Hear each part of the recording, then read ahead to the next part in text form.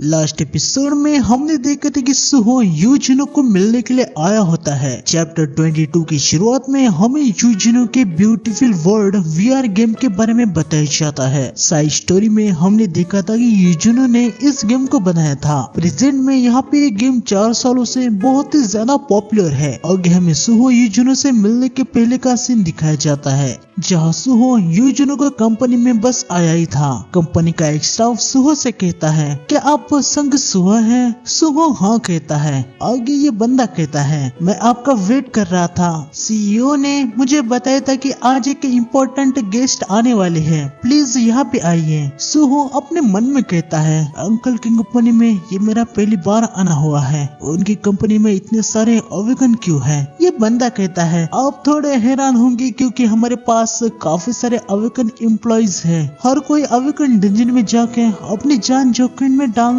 पसंद नहीं करता। अगर अच्छा पेमेंट मिलता है तो वो मिशन पे सिर्फ गार्ड का काम करने के लिए जाते हैं। सुहो पूछता है क्या कोई ऐसे मिशन है जिससे गेम कंपनी हंटर को बुलाने की रिक्वेस्ट कर सकती है। बंदा कहता है एक प्रोजेक्ट है जिसपे हमारी कंपनी अभी काम कर रही है, मैं आपको डिटेल्स तो नहीं बता सकता। सुहो अपने मन में कहता है क्या ये कोई ऐसा गेम बना रहे हैं जो हंटर से रिलेटेड हो। आगे सुहो यूजिनो के पास आ जाता है। सुहो को देखने के बाद यूजिनो काफी ज्यादा खुश हो जाता है और वो कहता है क्या बात है, देखो तो कौन आया है। लॉन्ग टाइम नो सी सुहो, तुमसे मिले कितना समय हो गया है। लास्ट टाइम मैंने तुमसे सुना कि तुम कोरियन आर्ट्स यूनिवर्सिटी में अवेक हो गए थे। तुम्हें पता भी है तुम्हारी आंटी तुम्हारी कितनी ज्यादा चिंता कर रही है। सुहो कहता है हाल ही में मैं थोड़ा सा बिजी हो गया था, इसलिए मुझे माफ करना, मैं आप लोगों से कांटेक्ट नहीं कर पाया। हम देखते कि यहाँ पे जिना का फोटो भी होता है और यूजिनो और जिना की एक बेटी भी है। आगे यूजिनो सुहो से कहता है लास्ट टाइम हम जब मिले थे तब से तुम काफी ग्रो हो गए हो। सुहो कहता है हाँ लगता तो है अंकल, क्या आप इसे देखेंगे। यूजिनो कहता है हमें बात किए हुए काफी ज्यादा समय हो गया और तुम सीधा बिजनेस की बात करना शुरू कर रहे हो। यूजिनो सुहो के टैबलेट को देखता है और वो कहता है क्या ये एक बिजनेस प्रपोजल है। मैं सोच रहा था कि अचानक से तुम मुझसे मिलना क्यों चाहते थे। मैंने उम्मीद नहीं की थी कि तुम बिजनेस प्रपोजल लेके आओगे, तुम काफी ज्यादा बड़े हो गए हो। सुहो कहता है मैं ऐसा प्रपोजल लेके आया हूँ जिससे आप लूज नहीं कर सकते। यूजिनो कहता है तो तुम मुझसे ये कह रहे हो कि तुम्हारे अंकल तुम्हें डंजन में जाने के लिए हेल्प करे। हाँ। सुहो कहता है अगर आप गेट्स और स्ट्राइक टीम मेंबर्स रिक्रूट्स को परचेस करने में मेरी हेल्प करेंगे तो मैं गेट के अंदर जो कुछ भी मैजिक एसेंस क्रिस्टल ड्रॉप होगा वो सब आज इन सॉफ्टवेयर को दे दूंगा। मैं एक डी और सी रैंक के गेट को आसानी से क्लियर कर सकता हूँ। ये सुन के यूजिनो थोड़ा सा हैरान सा हो जाता है और वो कहता है ये तुम क्या कह रहे हो, तुम एक ई रैंक के हंटर हो तो तुम ये कैसे कर सकते हो। सुहो कहता है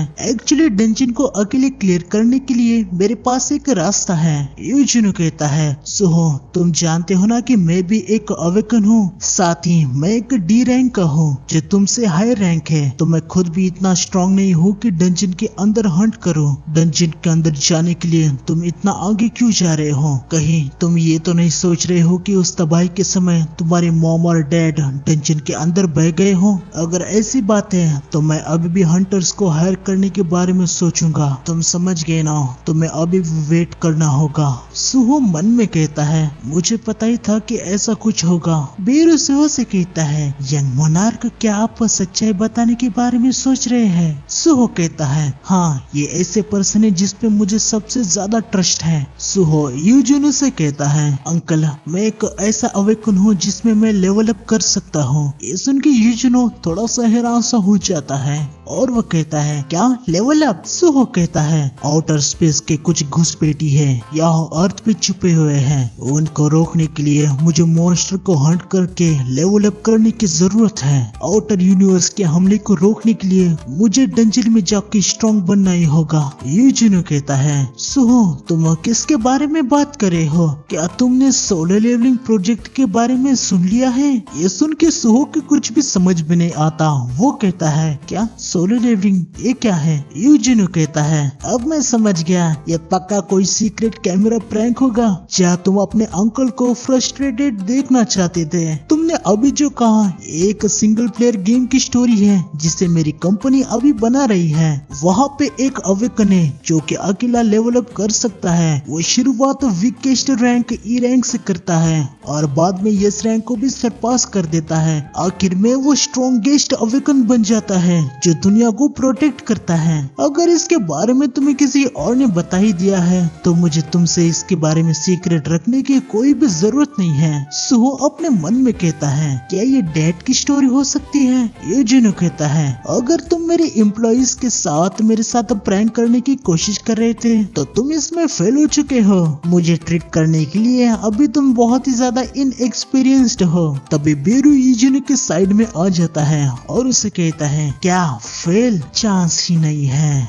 यकीनन पहले की दुनिया की मेमोरीज को आप भूल गए हो। बेरू को देख के यूजुनो बहुत ही ज्यादा शॉक हो जाता है और वो कहता है, सोहो ये एंड के चेहरे वाली चीज क्या है? बेरू सोहो से कहता है, यंग मोनार्क क्या मैं आपकी हेल्प करूं? सोहो कहता है, हाँ अब कोई रास्ता भी तो नहीं है। बेरू यूजुनो से कहता है, भूले हुए समय में आप मेरे किंग के सबसे अच्छे दोस्त थे। सारे ह्यूमन में से सिर्फ आप ही है जिन्होंने किंग की बहुत सारी बैटल्स को देखा है। वो मेमोरीज आपकी सोल में अभी भी दबी हुई है। यूजुनो कहता है, क्या ये सब तुम क्या कह रहे हो? बेरू सोहो ने दी हुई की को निकालता है और वो कहता है, शब्दों में बताने से अच्छा है कि ये मैं करके दिखाऊं। बेरू यूजुनो के अंदर की को यूज करता है। यूजुनो को अपनी सारी यादें याद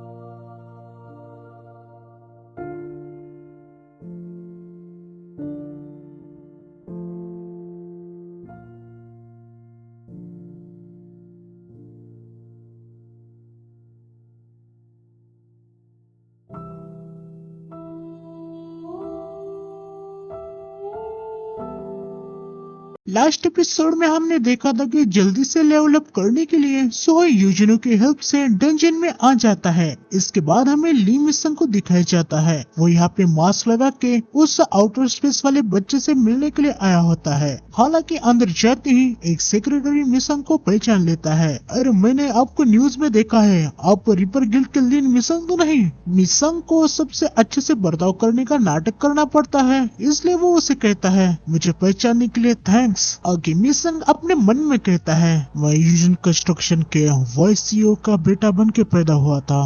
मैं एक सुपर इलाइट था। शुरू में ही मैंने सेलिब्रिटी के लिए डेब्यू करके दुनिया में एडवर्टाइज किया। मेरी ग्रोथ बहुत तेजी से चल रही थी। जल्द ही मैं प्रिंस ऑफ एशिया से जाने लगा था।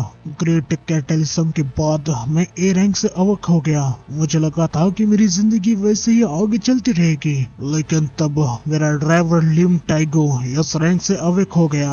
अगर आप इसे भूल गए हो तो मैं आपको बता दूं, ये सोलो लेवलिंग में भी एस रैंक का था। ये फ्रेंड गिल्ड का गिल्ड मास्टर था। आगे हमें पास्ट का कन्वर्जेशन दिखाया जाता है, जहाँ टाइगो मिशन से कहता है मैं एस रैंक से अवक हो चुका हूँ। अब जबकि मैं ओल्ड होता जा रहा हूँ तो मैं सोच रहा हूँ कि जितना जल्दी हो सके उतना जल्दी हंटर बन जाओ। अरे हाँ, तुम ए रैंक से अवक हुए हो है ना। हंटर गिल्ड ने मुझे गिल्ड तैयार करने के लिए सजेस्ट किया है। क्या तुम मेरे गिल्ड में ज्वाइन होना चाहते हो? प्रेजेंट वाला ली कहता है मैं ए रैंक से और मेरा ड्राइवर एस रैंक से अवक हुआ। उस दिन से ही मुझे यकीन हो गया था कि ये दुनिया टूटने वाली है। कैटलिज्म के बाद पासा उल्टा पड़ गया है। मुझे उस पासे को सीधा करना होगा, फिर चाहे इसके लिए मुझे डीमन से ही क्यों हाथ ना मिलाना पड़े। लिमिसंग उस आउटर स्पेस वाले लड़के के पास आ जाता है और इसे कहता है तुम थोड़े बदले हुए से लग रहे हो। लास्ट टाइम मैंने तुम्हें जब देखा था तो तुम काफी छोटे से बेबी थे। उस समय से तो तुम काफी ज्यादा ग्रो हो चुके हो। यहाँ तक तुम्हारा माना भी बढ़ गया है। प्लान के हिसाब से तुम अच्छे ग्रो हो रहे हो। मैंने तुमसे पहले भी कहा है ना, ये मेरे ग्रोथ नहीं है, मैं अपनी स्ट्रेंथ को रिकवर कर रहा हूँ। डायमेंशन ट्रैवल के वक्त पावर की प्रॉब्लम सॉल्व करने की वजह से मैंने अपनी ओरिजिनल बॉडी को स्प्लिट कर दिया। स्ट्रेंथ और पर्सनालिटी को फ्रैगमेंट्स में डाल के मैंने इस दुनिया में भेज दिया था। उन फ्रैगमेंट में से सबसे वीकेस्ट फ्रैगमेंट सबसे पहले यहाँ पे आया था। वो मेरा बेबी फॉर्म था और अभी जो तुम मुझे इस वर्जन में देख रहे हो, इसमें मैं अपने सेकंड फ्रैगमेंट से फ्यूज हो चुका हूँ। मेरी मेमोरीज मेरी पर्सनालिटी में है और अभी तुम जिस फॉर्म में मुझे देख रहे हो इससे वो बिंग बहुत ही ज्यादा अलग है। इसलिए मैं तुम्हें सलाह देता हूँ कि मुझसे ज्यादा फ्रेंडली मत होना। ली कहता है खैर मुझे तुम्हारी पर्सनालिटी से कोई लेना देना नहीं है, तुम्हें तुम्हारा प्रॉमिस तो याद है ना। बच्चा कहता है वेल्थ फेम और लिम टाइगर को यस रैंक से हटाना। ली कहता है बढ़िया है, तो तुम्हें याद है। बच्चा कहता है वैसे तुम्हारा यहाँ कैसे आना हुआ?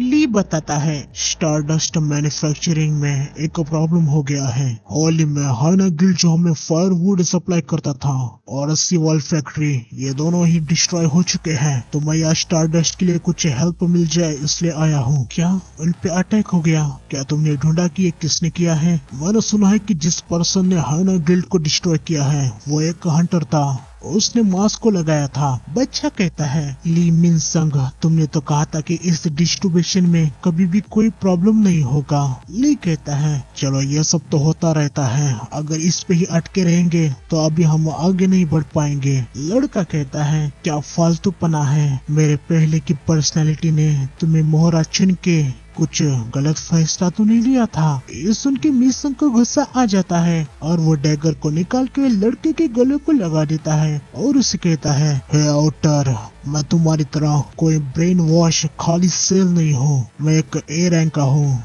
अगर मेरी सटक गई ना तो तुम्हारी स्ट्रेंथ रिकवर होने से पहले ही तुम्हें खत्म कर सकता हूँ। मैं कोई मोहरा नहीं हूँ, वो तुम हो। लड़का कहता है ह्यूमन हंटर की रैंक उनके माना की क्वांटिटी से होती है और वो उसे ही अपनी स्ट्रेंथ का सिंबल समझते हैं। तुम कितने बेवकूफ हो। लड़का पूरे बिल्डिंग में ही अपने माना को फैला देता है। यहाँ जितने भी लोग थे उनका ब्रेन वॉश होने लगता है और ये सभी इस लड़की की कंट्रोल में आ जाते हैं। इसके बाद ये लड़का ली से कहता है मेरी पहले की पर्सनालिटी को तुम्हारी हेल्प चाहिए थी, क्योंकि उसे सरवाइव करना था। लेकिन सरवाइव करने के लिए अब मेरे पास स्ट्रेंथ है। हमारा रिलेशन तुम्हारे बर्ताव पे डिपेंड होगा, ये कभी भी चेंज हो सकता है। ली तुरंत लड़की को छोड़ देता है और उससे कहता है, अरे यार मैं तो बस मजाक कर रहा था, मैं तो बस टेस्ट कर रहा था कि तुम सच में इस रैंक को खत्म भी कर पाओगे। लड़का कहता है, खैर अगर ऐसी बात है तो मैं तुम्हारी जिंदगी बख्श देता हूँ, वैसे भी अभी तुम्हारा थोड़ा सा यूज करना बाकी है। एक आउटर लड़की ब्रिस्केट को लेके आती है जिसके अंदर बहुत ही सारे स्टिमुलेंट्स होते हैं। लड़का बताता है ये स्टिमुलेंट्स है जो स्टारडस्ट से 100 टाइम मिलके बने हैं। अगर तुम इन्हें रिड्यूस करते हो तो काफी सारी मात्रा में स्टारडस्ट को प्रोड्यूस कर सकते हो। ये उन स्टारडस्ट से अलग है जो सिर्फ लो रैंक के हंटर पे यूज किया जाता था। ये तुम जैसे ए रैंक पे भी इफेक्ट कर सकता है। क्या कहते हो, ट्राई करोगे? ली कहता है, नहीं नहीं मैं ऐसा कुछ भी नहीं करने वाला। ली अपने मन में कहता है, मैं कुछ ऐसा यूज नहीं करूंगा जिसके बारे में मुझे कुछ भी पता नहीं है। ली यहाँ से जाने लगता है। जाते हुए वो अपने मन में कहता है, मैंने शायद एक अनइमेजिनेबल मॉन्स्टर को अर्थ पे अनलिश कर दिया है, पर छोड़ो ऐसे मुझे कुछ लेना देना नहीं है। आगे जब ली यहाँ से निकल जाता है तब ये लड़का कहता है, मैं फील कर सकता हूँ जल्दी एक दूसरा भी फ्रैगमेंट आने वाला है। एक बार जब मैं स्ट्रेंथ फ्रैगमेंट से फ्यूज हो जाऊंगा तो मुझे छिपने की कोई भी जरूरत नहीं होगी। जब वो समय आएगा तो रियल इनोवेशन शुरू होगा। यहाँ पे सुहो डंजन के अंदर बीस्ट को खत्म कर रहा होता है। तो आज के चैप्टर में